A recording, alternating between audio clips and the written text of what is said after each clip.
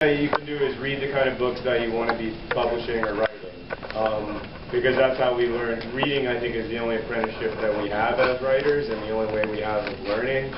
And then the only other thing I would say that I've found to be helpful is that we've got to try to imagine what it's like to be the reader.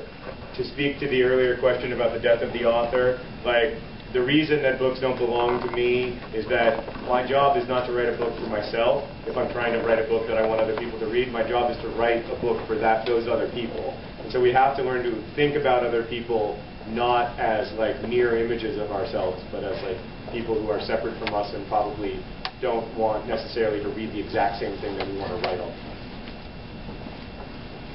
Yes, DFTBA. What's your favorite fictional character that has the same first name as you? Mr. Hanky.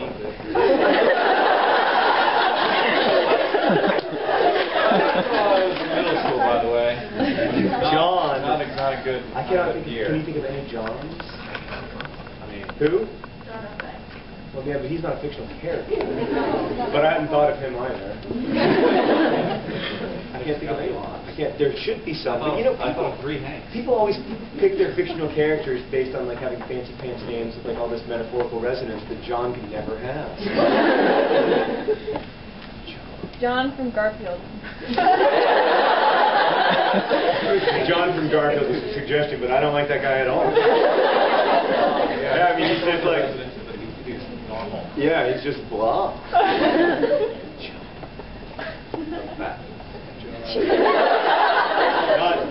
Not fictional in my opinion, but we could have that fight later. You heathen.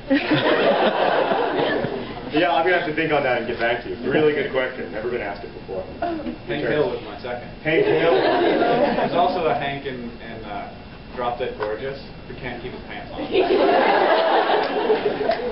mean, I can't think of a single person named John who is fictional. That's okay. We'll talk about it in the car. Okay, yeah. Yes.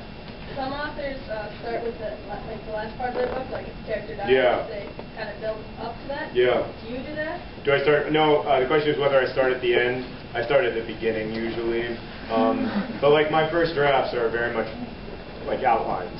So like when I was writing Paper Towns, the novel's about 80,000 words long, but I wrote about 800,000 words over the course of writing it. So I start at the beginning and I kind of write through to the end, but then when I'm like revising and adding so much stuff and subtracting so much stuff, like then I'm writing all over the place usually. Do you like jump around? Like I kind of jump around. I jump around once I'm finished with the story, like with like the bones of the story, and then I like delete everything that I just wrote and replace it with other things.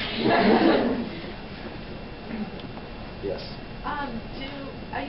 Do Nerdfighters ever bring you books that they've written for you to read? Do Nerdfighters ever bring me books? Would you recommend any of them?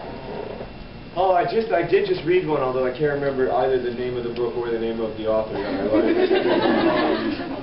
But yeah, no, there are a few Nerdfighters who are like somewhat famous writers, like the Katrina Vandenberg, the woman who wrote the epigraph to Paper Towns. Well, I mean, she wrote a poem that I used as the epigraph.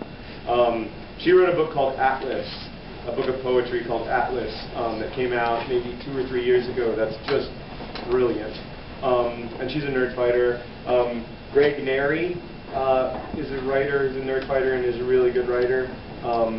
But yeah, there are a few we've gotten on this tour that I just haven't read yet because I haven't done anything with the drive. Yeah, sleep. All right, we can do 3 more questions. So let's do 6 questions, but let's do them all in 1 minute. Okay.